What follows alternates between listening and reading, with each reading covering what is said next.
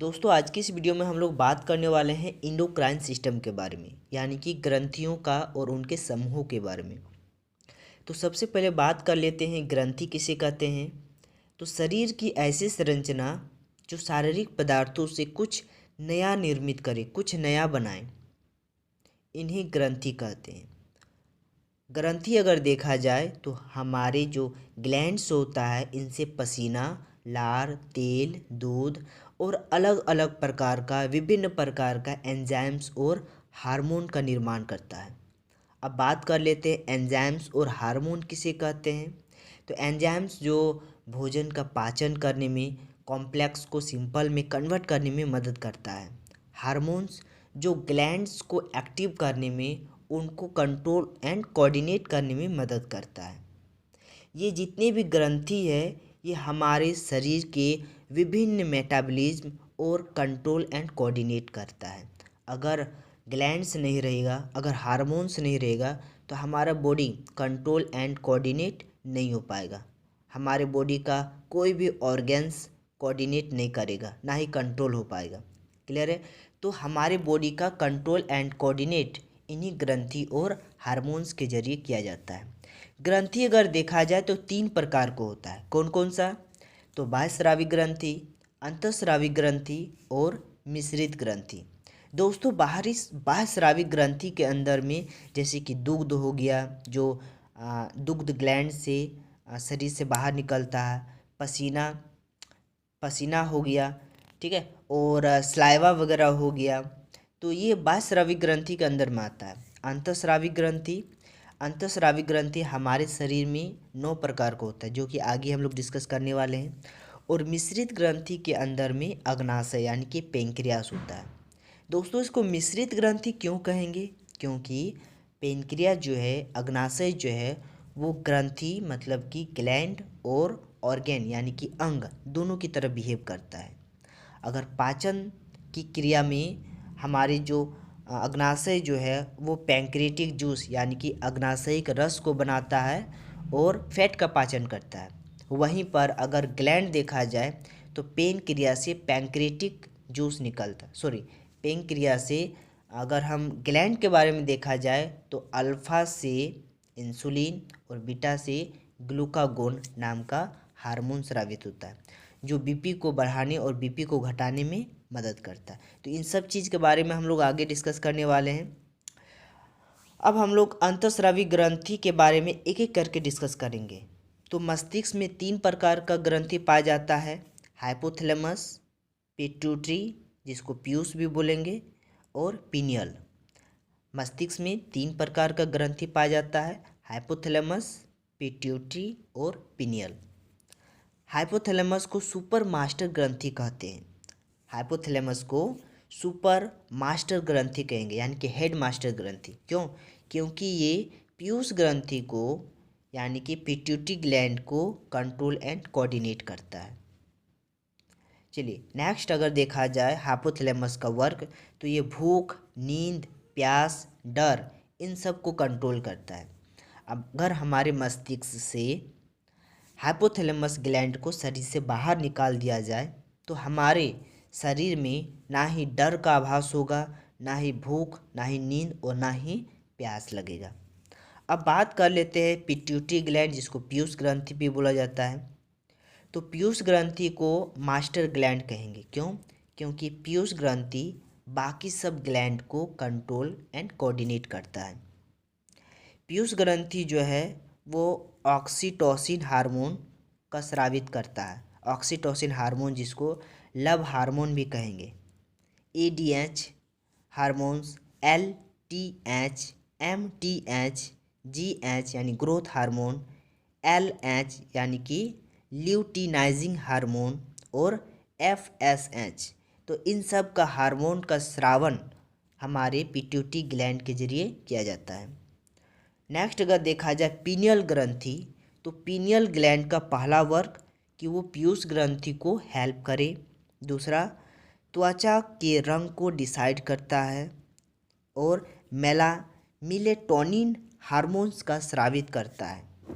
Next अगर देखा जाए तो पीनियल ग्लैंड को जैविक घड़ी भी कहा जाता है। तो ये सब इम्पोर्टेंट है। पहला क्या बोले कि त्वचा के रंग को डिसाइड करता है, मेलेटोनिन हार्मोन का स्रावित करता है, और इन्हें जैविक घड़ी भी कहेंगे। और वर्क तो पिनियल जो है वो पिट्यूटरी ग्लैंड को हेल्प करता है। नेक्स्ट अगर देखा जाए तो हमारी गर्दन में पाया जाता है थायराइड ग्लैंड और पाराथायरॉयड ग्लैंड। हमारे गर्दन का जो वॉइस ग्लैंड होता है वहाँ पे तितली के शेप का पाया जाता है थायराइड और पाराथायरॉयड। क्लियर है। अगर हम थायराइड के बारे में बात कर लेते हैं तो थायराइड ग्रंथि जो है वो थायरोक्सिन हार्मोन का स्रावित करता है। थायराइड ग्लैंड थायरोक्सिन हार्मोन का स्रावन करता है, थायरोक्सिन हार्मोन। नेक्स्ट अगर देखा जाए तो ये आयोडीन लेवल को भी कंट्रोल करता है।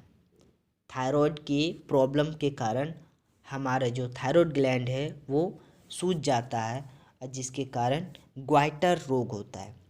तो आयोडीन की कमी से ग्वाइटर रोग होता है। ग्वाइटर रोग यानी कि घेंघा रोग। और घेंघा रोग कैसे होता है? तो आयोडीन के डिसबैलेंस के कारण जो थायराइड ग्लैंड होता है वो सूजन आ जाता है, उसमें फूल जाता है, और जिसके कारण हमारा गर्दन भी सूज जाता है, फूल जाता है। ठीक है, इनको ग्वाइटर रोग बोलेंगे। नेक्स्ट अगर पाराथायरॉयड देखा जाए तो थायराइड ग्लैंड में बिंदु बिंदु लाइक 4 स्ट्रक्चर होता है, 4 बिंदु डॉट स्ट्रक्चर होता है, जिसको पाराथायरॉयड बोलेंगे। और पाराथायरॉयड से पाराथार्मोन हार्मोन का स्रावन होता है, पाराथार्मोन हार्मोन का। नेक्स्ट अगर देखा जाए तो पाराथायरॉयड के जरिए ब्लड में कैल्शियम डबल प्लस को बढ़ाता है। ब्लड में कैल्शियम डबल प्लस को बढ़ाने का काम पाराथायरॉयड का होता है। अगला अगर देखा जाए तो विटामिन डी की तरह भी कार्य करता है पाराथायरॉयड।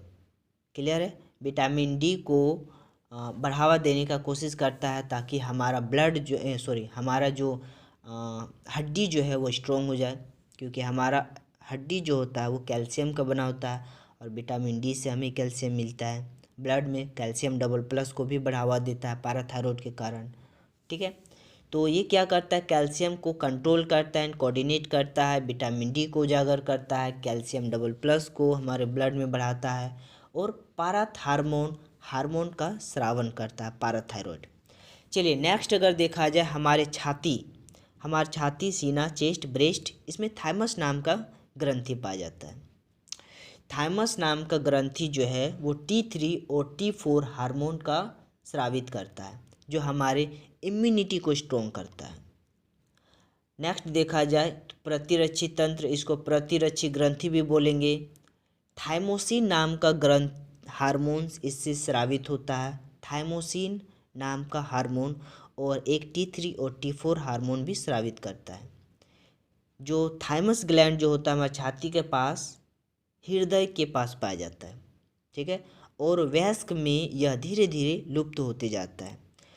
थाइमस ग्लैंड जब तक हमारे बॉडी में रहता है, जब तक हमारे चेस्ट में रहता है, तब तक हम लोग जवान होते जाते हैं, हमारा शरीर और ज़्यादा स्ट्रॉन्ग होते जाता है। लेकिन जैसे जैसे थाइमस ग्लैंड हमारे बॉडी से लुप्त होते जाता है, धीरे धीरे हम लोग बुढ़ापा की ओर बढ़ते जाते हैं। इसीलिए बोला जाता है कि जो थाइमस ग्लैंड जो होता है वो एक प्रकार का जीवन रक्षक है हमारे शरीर के लिए। नेक्स्ट देखा जाए पेट में पाया जाता है, पेट के जस्ट नीचे अग्नाशय, जिसको पैंक्रिया भी बोलेंगे।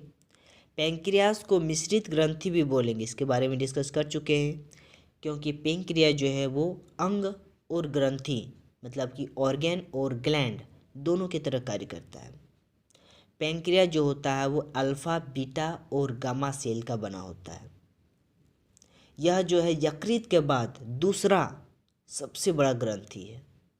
अगर देखा जाए तो अल्फा जो है वो ग्लूकागोन हार्मोन का स्रावित करता है, जो इंसुलिन लेवल को बढ़ाने का काम करता है, शुगर लेवल को बढ़ाने का काम करता है और बीटा जो सेल है वो इंसुलिन हार्मोन का स्रावित करता है, जो शुगर लेवल को घटाने का काम करता है। क्लियर है। तो हमारे पेट के जस्ट नीचे अग्नाशय पाया जाता है, मिश्रित ग्रंथि है।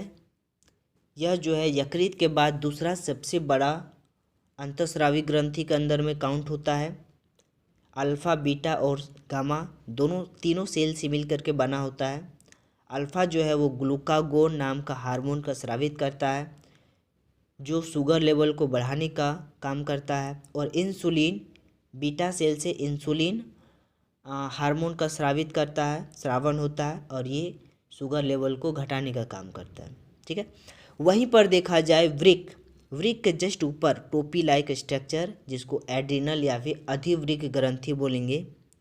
यह ग्रंथि संकट या क्रोध के दौरान सबसे ज़्यादा एक्टिव रहता है। इसको इमरजेंसी हार्मोन भी या इमरजेंसी ग्लैंड भी कहा जाता है। इसकी आंतरिक जो भाग होता है इस अधिवृक्क ग्रंथि का आंतरिक भाग को मेडुला कहेंगे और बाहरी भाग को कॉर्टेक्स कहा जाता है। एड्रिनिन हार्मोन का स्रावित करता है हमारे एड्रिनल ग्लैंड, एड्रिनिल हार्मोन का स्रावन। ठीक है।